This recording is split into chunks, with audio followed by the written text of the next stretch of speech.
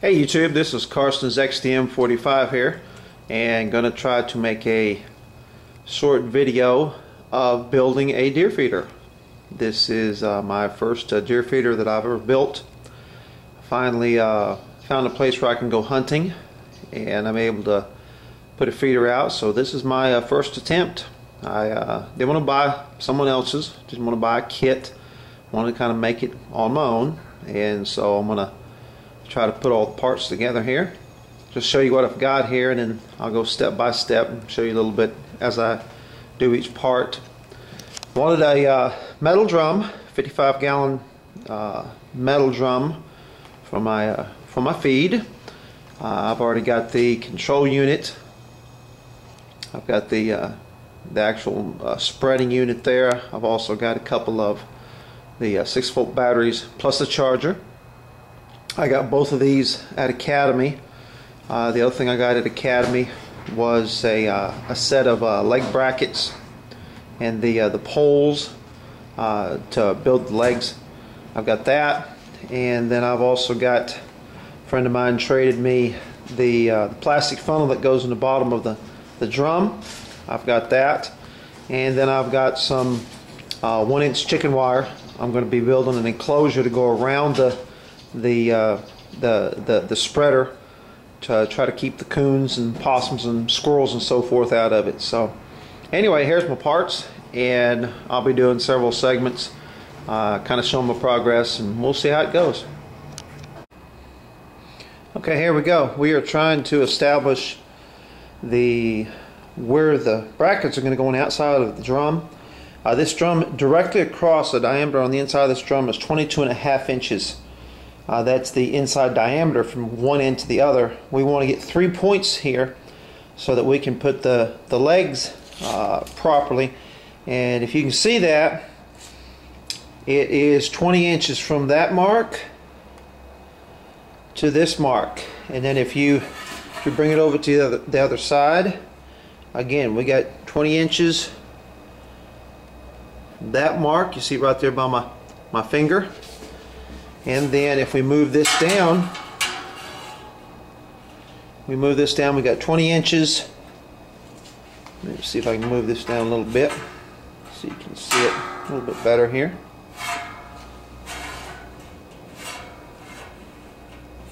There we go. There we go. Trying to do the camera and mark this stuff with, show you what I'm doing here. But anyway, we've got 20 inches that we got the mark on the 3 sides of the drum for the brackets, and so we should be good. The legs should be spaced out. If you're trying to build one of these, you want a 20-inch triangle. That's what you want. Okay, here we go. As you can see, I've got the mark right here, and what I have done is I've put the edge of the level right next to the mark. I've got that, and I've already drawn this line. But if you can, what I did is I made sure that it was level, drew it straight up and down. It's kind of hard to see. But there's a line. There's a line right there. And then what I'll do is I'll take the brackets, and I'm going to put the brackets probably on one side or the other, and line the brackets up so the brackets are straight up and down. And the brackets, the bottom of the bracket is going to be 1.5 inches from the crim of the drum, which will bring the top of the bracket up. It'll bring it up 6.5 inches. That way I can put the bolts and screws and everything in here. And then when I put the funnel, because the funnel, once it sits inside the drum, the funnel is going to meet the sides of the drum at 7 inches. That way the funnel is not going to be, I'm not going to have to be bending the funnel up trying to get it past the bolts and the nuts and everything sticking in the inside of the drum. So we'll see how this goes. Is it zoomed in? Alright, here we go, YouTube. Alright, what I did is I came through, and of course the bottom of this drum is about a half inch. It's about a half inch from the actual crim. So what I did is I came up, I've got my straight line right here. I don't know if you can see it or not. Sorry, I didn't have a white marker to use on this drum. And what I did from here, from the crim, I measured up 1.5 inches. I hope you can see that, 1.5 inches here. Then what I'm doing, this is one of the brackets. I'm putting the edge of the bracket on the line, bringing it down so that the bottom of the bracket is lined up. Do that on all 3 of them, and that should, the legs on this thing should be even. What will happen is once it's bolted in place, I'll have to drill these holes. You have to use a 3/8 inch drill bit, and then bolt them into place. But once I drill these holes, put these on here, those bolts are going to be, let's see if I can get it here, we can see it. Those bolts on the inside of the drum are going to be about 6 inches.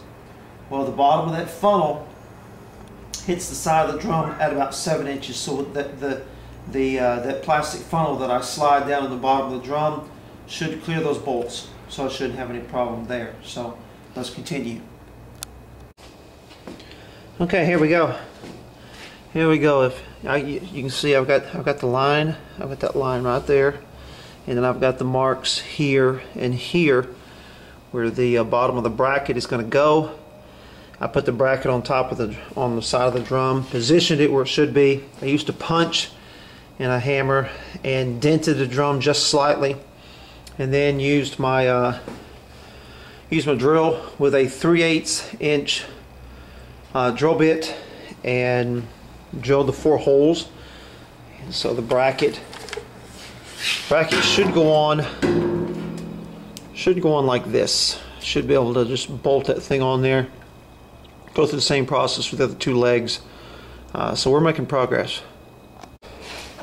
Alright, here we go. We've got the bracket on, got the holes drilled, got the bracket on there, got the bolts through there. Those are 1/2 inch bolts.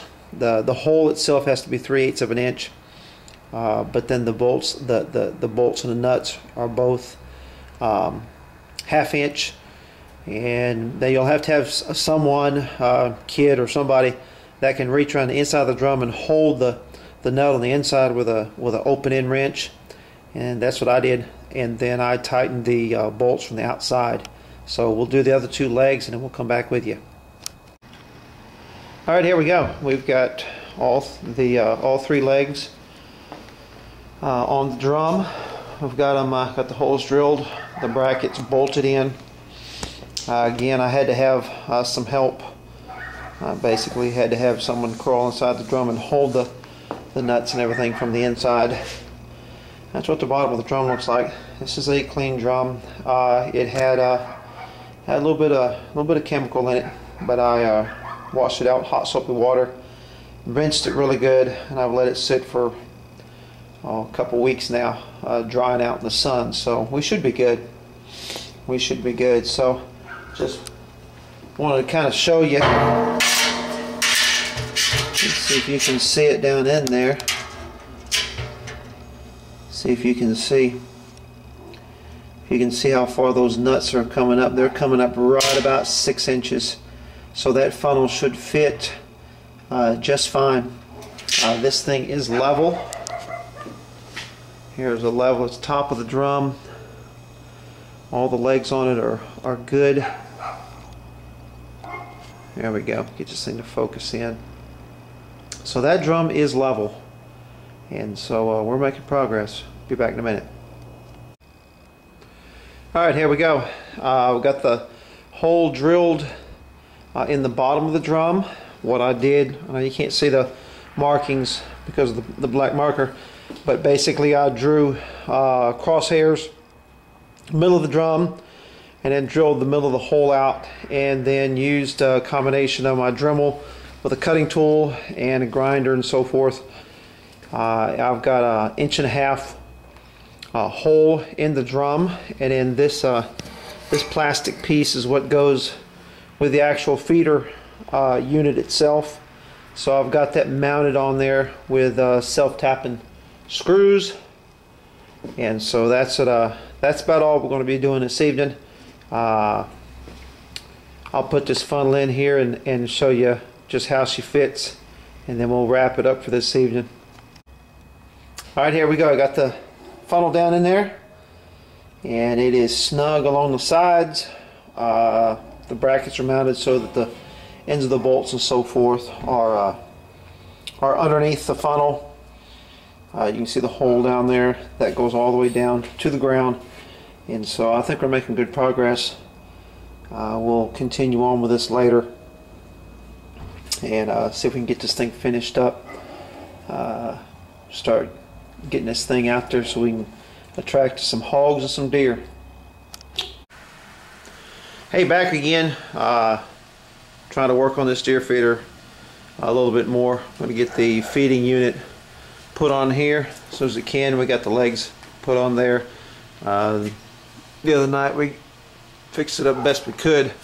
Was to put the unit on the brackets and then try to center the spinner on the funnel best I can, and then I'm going to use the self-tapping screws and mount this thing in place.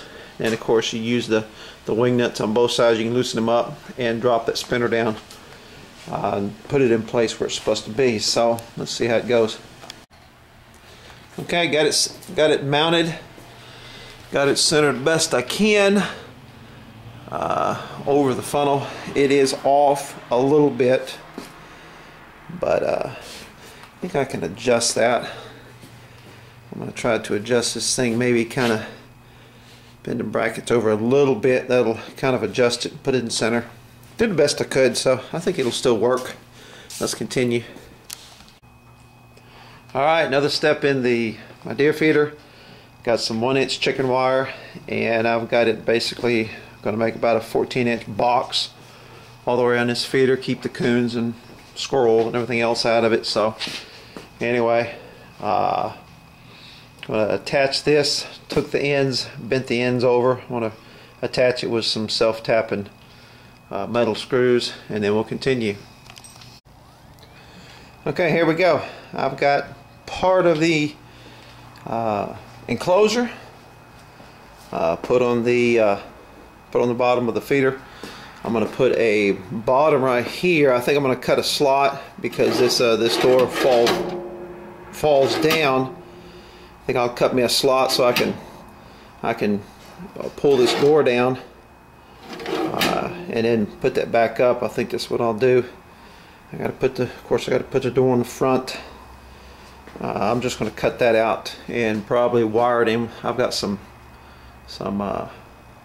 nylon tie wraps, so probably redneck it in. That's what I'm doing. It should work.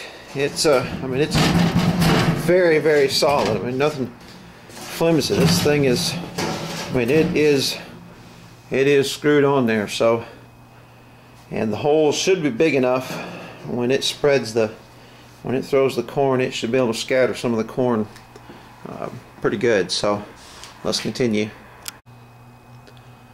Alright, here we go. We're making progress on this thing. I've got this cage pretty much enclosed. Keep the critters out of there. I've cut a little slot here on the bottom. That way you can flip it upside down. You can drop that door out of the way at the bottom of the cage. Got to make the door. Put the door on there with just simple plastic twist ties. The rest of it I used the wire and bent the wire around. I think it turned out fairly decent. I think the holes in the mesh is big enough so that the corn will disperse once that spinner starts to go. So we'll see what happens. Alright, here we go. Another section done.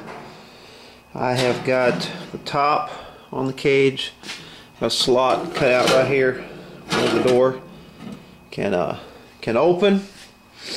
I've got a part down here in the bottom, and then I've got basically this door right here, and I've got it attached with a plastic zip ties because I'm going to be opening this door a lot, and I'm afraid if I try to put it on with some of the wires that the wire will end up breaking. So zip ties are a lot easier.